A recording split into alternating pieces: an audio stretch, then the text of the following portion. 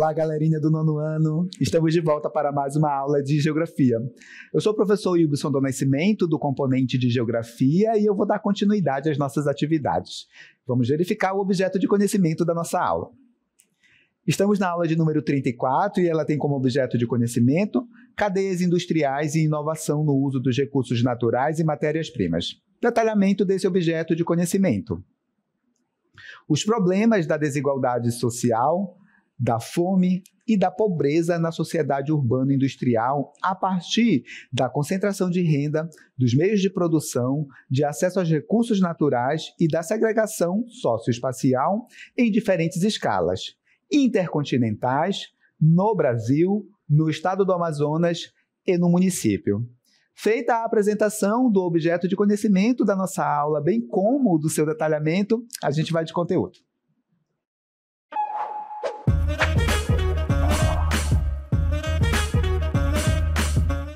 Bem, nesta aula nós vamos falar basicamente de desigualdade socioeconômica, de desigualdade socioespacial. A gente vai entender o que causa essas desigualdades sociais, econômicas, as desigualdades espaciais também. A gente vai procurar compreender um pouco também o que é essa desigualdade socioeconômica, o que é a desigualdade socioespacial, e a gente vai fazer isso, analisar essa questão da desigualdade, verificando ali em especial os índices econômicos, isso dos países, os dados econômicos, como por exemplo o PIB, que é o Produto Interno Bruto, a renda per capita, que é quanto o indivíduo ali teria se a gente pegar toda a riqueza produzida em um determinado lugar e dividir pela população, isso, sempre entendendo que os dados econômicos por si só, eles podem não representar de fato a realidade como ela é no que diz respeito ao acesso da população, à saúde, à educação e à renda, certo? Nós vamos falar também um pouco sobre os indicadores, que são responsáveis por mostrar como é que está o acesso da população de um determinado país, cidade, município, à renda, à saúde, à educação. É o que acontece, por exemplo, com o IDH, que leva em consideração essas variáveis. Vou explicar para vocês também no decorrer dessa aula não só o que é o IDH, mas também como ele funciona, e do índice de Gini também, que é uma forma que a gente tem de medir a desigualdade de renda dentro de uma sociedade, dentro de um determinado espaço, podendo ser ali um país, um continente, uma região, uma cidade, um estado, certo? Bem, mas a gente vai por etapas, E primeiramente eu gostaria de traçar aqui para vocês um panorama de como são ali os maiores, os maiores produto interno bruto, os PIBs dos países. E a gente vai entender nesse primeiro momento o que é o PIB, e aí eu apresento para vocês os 10 maiores PIBs do mundo. Acompanhe aqui comigo. Bem, o PIB, significa Produto Interno Bruto. E o Produto Interno Bruto, ele é a soma de todos os bens e serviços finais produzidos por um país. Pode ser também um estado, pode ser uma cidade. Geralmente o PIB ele é calculado no espaço de um ano, certo? Então você analisa quanto um país produziu de riqueza, por exemplo, nesse espaço de um ano. Todos os países calculam seus PIBs, verificam ali quanto eles produziram de riquezas. Normalmente eles fazem isso na sua própria moeda, tipo o Brasil, faz esse cálculo em real. Mas, para fins de comparação, a gente usa ali o dólar, porque fica mais fácil a gente entender e comparar ali, e classificar também os maiores PIBs, os maiores produtos internos, os maiores produto interno bruto ali dos países, por exemplo, certo? Eu tenho aqui uma lista com um top 10, os 10 maiores PIBs do mundo, E os países são os seguintes. Os Estados Unidos é o primeiro, tem o maior PIB do mundo, são mais de 26 trilhões de dólares americanos, 26,95 trilhões de dólares. A China possui o segundo maior PIB do mundo, com 17,7 trilhões de dólares. A Alemanha, a terceira colocação, com 4,43 trilhões de dólares. A Alemanha em terceiro, tá? O Japão em quarto lugar, com um PIB de 4,23 trilhões de dólares. A Índia em quinto lugar, com um PIB de 3,73 trilhões de dólares, certo? Seguido do Reino Unido, com 3,33 trilhões, tá? A Índia com 3,73 trilhões. A gente tem a França com 3,05 trilhões, a Itália com 2,19 trilhões, o Brasil em nono lugar com 2,13 trilhões e o Canadá com 2,12 trilhões, certo? Então, Brasil, 12,13 trilhões, Canadá, Canadá, 2,12 trilhões, certo? Então, esses aqui são os maiores PIBs do mundo. Sempre lembrando que ter o maior PIB do mundo não significa dizer que, ou ter os maiores PIBs ali, não significa dizer que a população desses países, né, vive ali com uma qualidade de vida boa, né, vive ali com acesso à educação, com acesso à renda, moradia e outros serviços, tá? Isso depende muito de como é a questão da desigualdade dentro de cada país. É o caso do Brasil, que figura aqui entre os maiores PIBs do mundo, mas como a gente tem ali a vivência, né, a gente observa que, infelizmente, no nosso país, essa riqueza não se traduz no bem-estar da maioria da população, certo? Bem, outro ponto que eu gostaria de analisar aqui com vocês, que é um indicador também que ajuda a gente a entender um pouco essa questão da desigualdade dentro do território mundial e também dentro dos países, é a chamada PIB per capita, certo? O PIB per capita é o PIB por pessoa, certo? Então, a gente analisa ali quanto do produto interno bruto, né, vai para cada pessoa.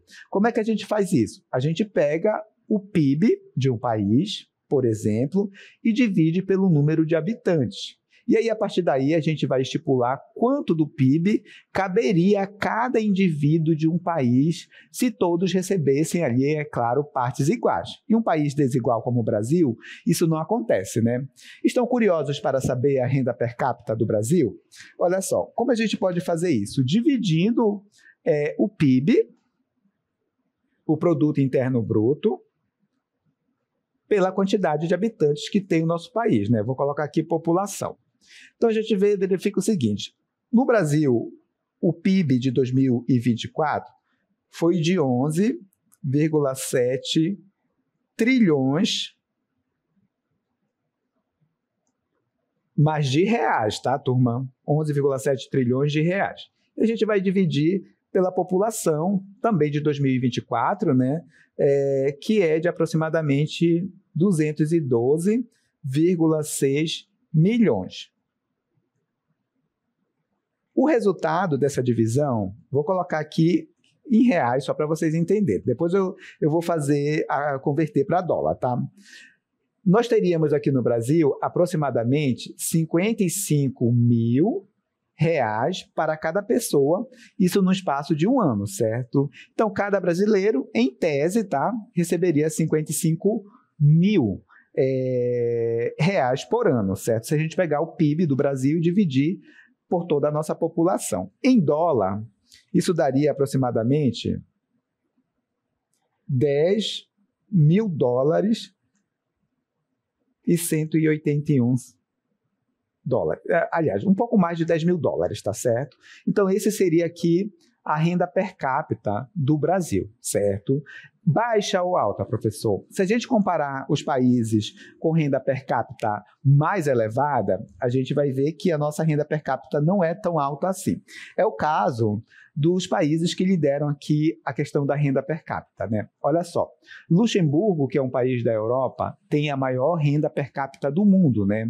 Então, dividindo o PIB de Luxemburgo pela sua população, a renda per capita é de 135 mil dólares, né? Mais de 135 mil dólares ali por ano.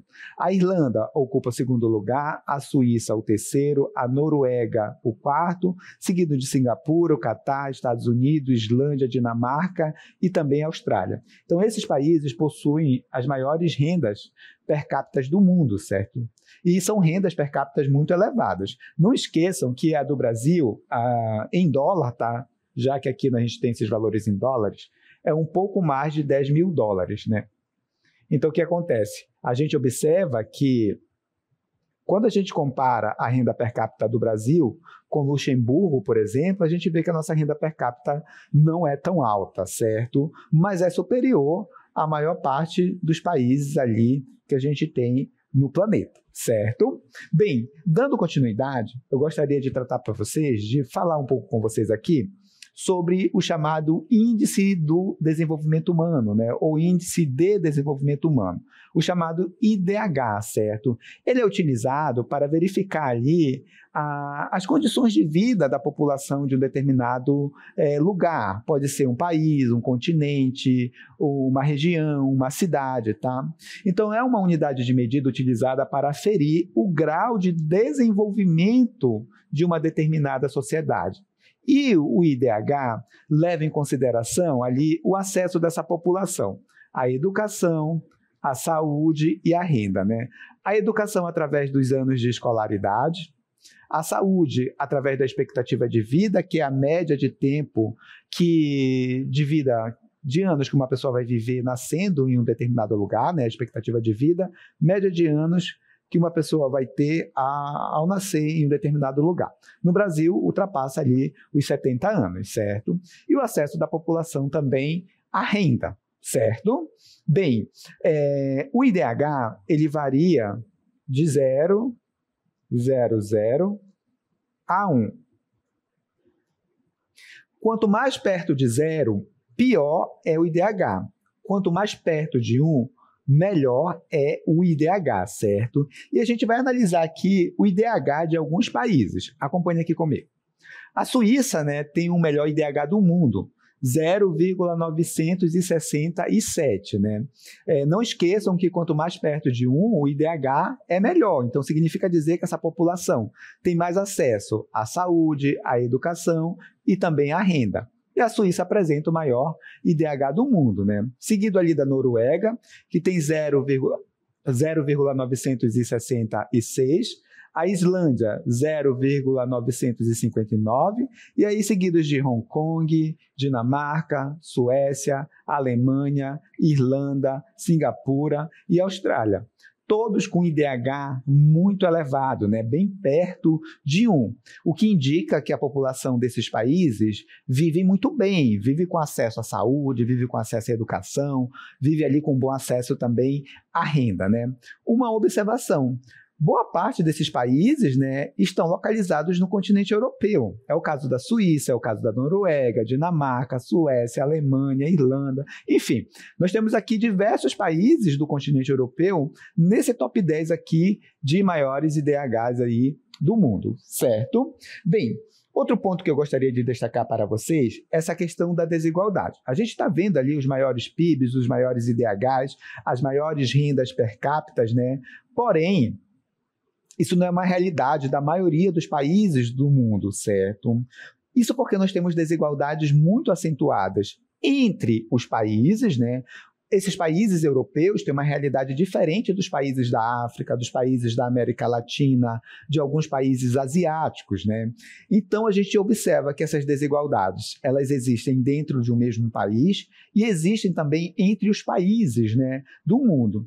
Então, a gente consegue observar que a gente tem disparidade na distribuição de renda em escala global, né, da renda global, por assim dizer, e também na distribuição de renda dentro de países. Então, nós temos ali nações que têm bastante dificuldade de distribuir renda de uma forma mais igualitária. É o caso das nações que estão ali sendo classificadas como médio e baixo desenvolvimento, né? Então, são países onde essas desigualdades socioeconômicas, desigualdade socioespacial serão mais acentuadas, certo? Bem, países, por exemplo, do continente africano, da América do Sul, da América Central, em especial, eles têm enfrentado ali de uma forma mais acentuada esses desafios, né, de manterem ali uma distribuição mais justa da renda, né? Então, em países dessas regiões da África, da América do Sul, da América Central, a gente observa que a distribuição de renda ela é mais ruim. O que significa dizer, professor? Que a maior parte da renda fica concentrada na mão de um grupo muito pequeno, dos mais ricos, certo? E a gente observa isso através da análise do índice de Gini, ou coeficiente de Gini, que mede ali a concentração de renda de uma cidade, de um país, de um continente, tá certo? Essa medida estatística, ela varia de 0 a 100, mas a gente pode também observar que ela pode aparecer de 0 a 1. Diferente do IDH, no índice de Gini, quanto mais perto de 0, menor é a desigualdade na distribuição de renda. Quanto mais perto de 100 ou 1, maior é a desigualdade na distribuição de renda, né? Então, países que têm números baixos ali no índice ou coeficiente de Gini, tipo mais perto de 0, tem menos desigualdade na distribuição de renda. Países que têm números ali perto, mais de 100 ou de 1, tem mais desigualdade na distribuição de renda. Deu para entender? Tem uma listinha aqui com os países que apresentam ali mais desigualdade na distribuição de renda, né? De acordo com o índice de Gini. A África do Sul lidera essa lista, 63 de desigualdade, seguido da Namíbia, com 59,1, temos a Zâmbia, com 57,1, República Centro-Africana, com 56,2, Eswatini, com 54,6, e temos mais países aqui nessa lista, né, de países com maior desigualdade na distribuição de renda, né? Temos a Colômbia, Moçambique, Botsuana, Angola, Santa Lúcia. O Brasil figura entre os países mais desiguais ali do mundo no que diz respeito à distribuição de renda. Nós ocupamos a 14ª posição. Isso mostra que no nosso país a renda se concentra ali na mão de um pequeno grupo, os mais ricos, certo? Tenho esses dados aqui para vocês representados em mapas, né? Maiores PIBs do mundo: Estados Unidos e China, né? Estados Unidos o primeiro e a China o segundo maior PIB do mundo, né? Estados Unidos na América do Norte, China na Ásia. Maiores rendas, né, per capita: Luxemburgo, que fica na Europa, e Irlanda também, que também fica na Europa. Suíça, né, e Noruega apresentam os maiores IDHs, né, do mundo, ambos no continente europeu. Maiores desigualdades. Olha, observem que a gente já desloca para o sul, né? A maior desigualdade de renda, né, no caso, a África do Sul e a Namíbia, que ficam no continente africano. Dando continuidade, a gente observa que essas desigualdades, tanto sociais como socioespacial, geram o que nós chamamos de segregação espacial. E o que é essa segregação espacial, professor? A segregação espacial, ou a segregação socioespacial, como vocês queiram, é essa dificuldade de acesso que a população vai ter a determinados serviços e infraestruturas que estão presentes ali no espaço urbano. Olha só, em toda a cidade, de uma forma geral, tem uma parte da cidade com mais infraestrutura.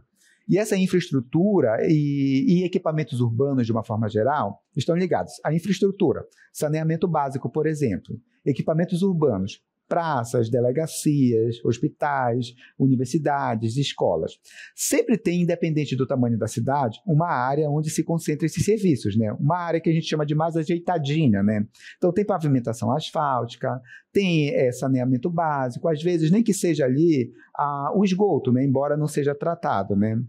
E tem uma parte da cidade que não conta com nenhum tipo dessa infraestrutura ou somente com parte dessa infraestrutura que é necessária para uma pessoa viver ali com mais qualidade de vida, né? Eu vou dar um exemplo da cidade de Manaus. Existem regiões da cidade de Manaus que são muito ricas e não poderia ser diferente. Manaus é uma das cidades, em termos de PIB, né, mais ricas do nosso país. Figura ali no top 10 das cidades mais ricas, né? Então tem uma parte de Manaus que é muito privilegiada, com equipamentos urbanos e serviços urbanos. Regiões, por exemplo, como a Ponta Negra, Adrianópolis, Vieira Alves, são regiões da cidade que você tem saneamento básico, você tem segurança, iluminação pública, você tem ali pavimentação asfáltica, você tem os equipamentos urbanos necessários para uma pessoa viver. Mas nessa mesma cidade, Manaus, existe ali regiões que não contam com nenhum tipo desses serviços. Você não tem saneamento básico, você não tem segurança, você não tem o mínimo ali necessário para que uma pessoa ali sobreviva, né, de forma digna, como a gente costuma dizer, certo? Não tem ali uma praça para a pessoa levar o filho para passear, para brincar. Então, falta equipamentos urbanos, falta infraestrutura urbana, né, nessas regiões. Bem, e as pessoas vivem ali não porque querem, né? As pessoas vivem nessas regiões porque elas são segregadas, separadas de acordo com a renda e forçadas a viver nessas regiões. Uma casa no Vieira Alves, na Ponta Negra, é muito cara. Então, só quem tem mais dinheiro consegue pagar por aqueles espaços, consegue pagar para ter acesso a esses equipamentos urbanos, a essa infraestrutura urbana, certo? A gente vai dar continuidade falando um pouco mais sobre essa questão da desigualdade espacial. Acompanhe aqui comigo. Países com economias fortes, né, eles tendem a oferecer uma gama mais ampla de oportunidades, né? Emprego, educação, serviços. É o caso, por exemplo, dos países europeus, que fornecem oportunidade, né, de emprego, educação, acesso a serviços de saúde, mobilidade social, qualidade de vida de uma forma geral. Os países mais pobres, né, do mundo, né, eles não oferecem, ou os países mais pobres, por assim dizer, ou os países com mais desigualdade de renda, por exemplo, eles não oferecem esse básico. Isso faz com que a gente tenha essa segregação espacial, certo? Como essa desigualdade, aqui no Brasil, professor? A gente observa que essa desigualdade ela acontece em todo o território nacional, mas a gente tem as desigualdades regionais, que são essas diferenças entre as regiões. O Sudeste é a região mais rica do nosso país, né? Lá no Sudeste, são produzidos ali mais da metade do PIB do nosso país, né? 52,3% da riqueza produzida aqui no Brasil se concentra ali na região Sudeste, certo? E a que menos participa ali do PIB, né, é o Norte, a região onde nós vivemos, que tem participação no PIB de aproximadamente 6,2%, né? Então, essa é a participação ali da região Norte, certo? Bem, dando continuidade, eu gostaria de mostrar para vocês aqui um QR Code. Quando você tiver um tempinho, acesse aqui com a câmera do seu celular esse QR Code que tem informações importantes sobre a segregação espacial aqui no estado do Amazonas, certo? Bem, dando continuidade, eu gostaria de falar um pouco mais para vocês sobre essa desigualdade existente aqui no Brasil, que é tanto socioeconômica como socioespacial também. Para isso, nós vamos utilizar um relatório do Ministério da Fazenda, que mostra essa desigualdade na distribuição de riquezas aqui no nosso país, na distribuição de renda. Os dados são referentes ao ano de 2021 e 2022. O que ficou constatado nessa pesquisa ali? Os 10% mais ricos aqui no nosso país concentram mais da metade da renda, né? Mais da metade da riqueza produzida no Brasil. Então, 10% da nossa população, os mais ricos, ficam ali com 51% da riqueza que é gerada no Brasil, certo? Já a gente tem ali os 14%, né, com a menor renda, aliás, a metade dos declarantes, que representam as pessoas com menor renda, ficam ali com 14% do total da riqueza que nós produzimos aqui no Brasil. Então, a gente observa que a gente tem uma concentração de renda elevada, já que 10% da população do Brasil, os mais ricos, concentram ali 51% da riqueza do nosso país. Isso fica mais evidente quando a gente compara as questões relacionadas ali à riqueza, que soma ali bens, direitos declarados no IR. Então, a gente observa que, nesse caso, os 10% mais ricos ficam com 58% dessa riqueza, né? Evidenciando ali essa desigualdade na distribuição de renda aqui no Brasil, certo? Bem, nós temos fatores, obviamente, que contribuem para que a gente tenha a ampliação dessa desigualdade, que pode ser social, pode ser socioespacial também, né? E essas causas da desigualdade estão relacionadas à falta de acesso ao ensino básico, né?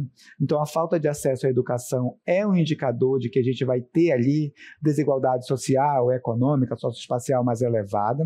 Outro ponto importante, a má gestão dos recursos públicos de uma forma geral, né? Quando os governos eles não fazem uma boa gestão dos recursos públicos, obviamente isso vai atingir a sociedade e ampliar essa desigualdade social. Quando os nossos governantes não aplicam o dinheiro onde tem que aplicar, em saúde, em educação, isso vai gerar uma maior desigualdade social, certo? A questão da corrupção é um ponto muito triste, em especial no nosso país. Boa parte dos recursos, né, do dinheiro arrecadado ali a partir dos impostos que nós pagamos enquanto sociedade, né, vai parar ali, vai ser desviado, né, para outros fins que não são ali garantir o bem-estar social da população de uma forma geral. Então, quando se tira o dinheiro que é para gastar com serviços como saúde, educação, segurança, né, para fins pessoais ali, certo? Tudo isso aqui vai levar uma sociedade a vivenciar problemas relacionados à falta de acesso à renda, saúde, educação, a alimento também, que é um outro ponto importante. Falando em acesso a alimentos, eu gostaria de esclarecer um ponto que eu considero aqui importante para vocês, certo? Durante muito tempo, acreditava-se que a falta de alimento ela estava relacionada ali à produção de alimentos. Então, acreditava-se que existiam ali pessoas passando fome porque a gente não conseguia produzir alimentos suficientes para todo mundo, né? Com isso veio a ideia da Revolução Verde, que era aumentar essa produção de alimentos, né? E a Revolução Verde trouxe uma inovação tecnológica muito grande para o campo, que passou a utilizar ali adubos, fertilizantes químicos, houve também um processo de mecanização. Então, nós conseguimos, a partir da Revolução Verde, produzir mais alimentos. Mas adivinhe, não acabamos com a fome no mundo. Conforme vocês sabem, né? Existem ainda hoje no mundo milhares de pessoas passando fome. Isso porque o alimento, né, os produtos produzidos na agricultura e na pecuária, eles não são para serem doados, eles são para serem comercializados. Logo, o problema da fome não perpassa pela questão do acesso ao alimento somente, e sim à renda. Existem pessoas passando fome no nosso país, por exemplo, mas nós figuramos ali entre os maiores produtores de alimentos do mundo, né? Existem pessoas passando fome no nosso país porque essa população ela não tem acesso à renda. Você precisa do dinheiro para ir ao supermercado e comprar o alimento para você sobreviver, certo? Logo, o problema da fome está na distribuição da renda. Até porque, na atualidade, a humanidade consegue produzir alimentos suficientes para os mais de 8 bilhões de pessoas que existem no nosso planeta, certo? Dando continuidade, eu gostaria de esclarecer outros pontos aqui com vocês sobre a questão da Revolução Verde e Revolução Agrícola, certo? Elas proporcionaram ali o aumento expressivo da produção agrícola global. Então, nós conseguimos produzir mais alimentos a partir da Revolução Agrícola e da Revolução Verde. As referidas revoluções, elas resultaram ali na produção de alimentos capazes ali de abastecer toda a população mundial na atualidade, tá bom? Bem, muitos países, né, conseguem produzir bastante alimentos. Contudo, ao invés de produzir alimentos para abastecer, né, o mercado interno, eles acabam ali produzindo alimentos para serem comercializados, exportados para outros países. Então, a gente ainda tem esse outro problema. Se produz muitos alimentos, né, em determinados países, em especial os países em desenvolvimento, mas esse alimento produzido, né, como, por exemplo, a carne no Brasil, né, é destinado ali à exportação, ao mercado externo. Bem, isso faz com que esses países acabem se preocupando mais em garantir ali saldo na sua balança comercial, gerar recursos financeiros, né, em especial para pagar as dívidas que esses países acabaram adquirindo, né? E é claro que, em detrimento disso, fica a população desses países passando fome, né? O Brasil, por exemplo, tem ali, figura como um dos maiores produtores de alimentos do mundo. Mas nós temos aproximadamente no Brasil cerca de 3,2 milhões de pessoas em situação de insegurança alimentar grave, sem ter ali o que comer. É muita gente, né? 3,2 milhões de brasileiros num país que é conhecido por produzir alimentos. Bem, temos dados da ONU aqui para a gente analisar, né? A Organização das Nações Unidas, a ONU, tem um braço lá que cuida da alimentação, a chamada FAO, né? E a gente consegue observar a partir desses dados que, em média, os habitantes da Europa e dos Estados Unidos descartam ali de 95 a 115 quilos de comida todo ano, né? Então, enquanto falta alimentos para alguns em países mais pobres, outros países ali descartam esse alimento, tá? Segundo a FAO também, atualmente nós temos 10,8% da população do planeta sob condições ali precárias de alimentação, sem as alimentações, né? Sem a alimentação necessária, né? Para uma pessoa viver de forma saudável, certo? Isso mostra para a gente que a questão da produção de alimentos não é o problema fundamental, né? Não é a questão fundamental, e sim o acesso das populações à distribuição de renda. Tendo renda, você consegue, obviamente, ter acesso também aos alimentos, certo? Bem, com isso a gente finaliza o conteúdo da nossa aula.